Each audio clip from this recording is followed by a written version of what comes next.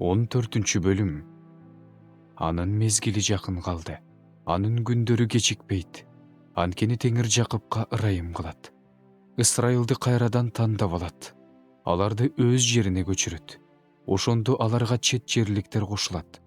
Жакыпка жабышышат. Элдер аларды өз жерине алып келишет. Ысрайыл аларды өзүнө Теңирдин жеринде кул жана күң кылып алат. Аларды туткундап алгандарды туткундап алат. Аларды эзгендердин үстүнөн бийлик кылат. Теңир сени кайгыдан, коркунучтан, сени кулга айландырган оор эзүүдөн куткарып, сага тынчтык берген күнү, сен Бабыл падышасы жөнүндө мындай деп жеңиширин ырдайсың. Эзүүчү жок болоору менен талап тоноочулук жок болду. Теңир мыйзамсыздардын союлун, өкүмдарлардын бийлик таягын сындырды. Ал таяк жаалданып, өзүнүн токтотулбас соккулары менен элдерди кырган. Каарданып, эжа бербеген куугунтук менен урууларга үстөмдүк кылган. Бүт жере салып, тынч жатат. Кубанычтан кыйкырып жатат. Сенин кулаганыңа кипаристер да, Лебанон кедирлери да, сен уктап калгандан бери бизди кыйганы эч ким келген жок деп кубанып жатышат. Сен үчүн, сени кирип бара жатканда тосуп алыш үчүн, түпкүрдөгү өлгөндөр жаткан жай кыймылга келди. Сен үчүн өлгөндөрдү жер жүзүнүн бардык жол башчыларын ойготту. Бутпарас элдердин бардык падышаларын тагынан тургузду. Алардын бардыгы сага: сен да биз сыяктуу алсыз болуп калдың, сен да бизге окшоп калдың дешет.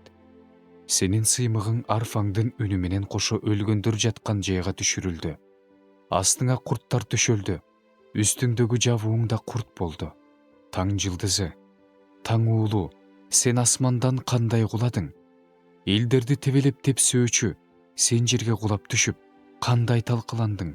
Бирок сен өз жүрөгүңдө мындай деп айттың эле: асманга чыгып, тагымды Кудайдын жылдыздарынан жогору коем. Тоодо сансыз кудайлардын арасында, түндүктүн четинде отурам. Булуттардын үстүнө чыгам, бардыгынан жогору тургандын өзүнө окшоп калам.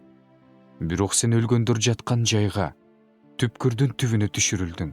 Сени көргөндөр сенден көзүн албай, сен жөнүндө мынтип ойлошот. Жерди солкулдатып, падышачылыктарды титиреткен киши ушул беле? Ааламды чөлгө айланткан, анын шаарларын кыйраткан, өзүнүн туткундарын үйүнө кое бербеген киши ушул беле? Элдердин бардык падышалары, бардыгы урмат-сый менен өз күмбөздөрүндө жатышат. Сен болсо өзүңдүн күмбөзүңдөн жарабаган бутактай болуп ыргытылдың. Кылычтан өлгөндөрдүн кийиминдей болуп, таш чуңкурга коюлдуң. Сен тебеленген өлүктөй болдуң. Сен аларга мөрзөдө кошулбайсың. Анткени сен өз жериңди талкаладың, өз элиңди кырдың. Мыйзамсыздык кылгандардын тукуму кылымдар бою эскерилбейт. Атасынын мыйзамсыздыгы үчүн уулдарын сойгонго даярдагыла. Алар көтөрүлүп чыгып, жерди ээлеп алып, ааламды душмандарга толтуруп жиберишпесин. Аларга мен каршы чыгам дейт Себайот Теңир. Бабылдын ысымын жана калдыкты, уулун да, небересин да жок кылам дейт Теңир. Аны кирпилерге мурас кылып берем, саз кылам, аны кыйратуучу шыпыргы менен шыпырып салам дейт Себайот Теңир. Себайот Теңир мындай деп ант берип жатат: мен кандай ойлосом, ошондой болот. Мен кандай чечсем, ошондой аткарылат. Ашуурду өзүмдүн жеримде талкалайм. Аны өзүмдүн тоолорумда тебелейм. Ошондо алардын мойнунан анын моюн туругу түшөт. Алардын ийининен анын жүгү алынат. Бүт жер жүзү жөнүндө чегилген чечим ушундай. Бардык элдерге сунулган кол ушул. Анткени Себайот Теңир чечти. Аны ким жокко чыгара алат? Анын колу сунулуу. Ким аны тарта алат? Ахаз падыша өлгөн жылы мындай пайгамбарчылык сөз болгон: Пелиштиликтердин жери, сени кыйраткан таяктын талкаланганына кубанба. Анткени жылан тукумунан уулу жылаан чыгат.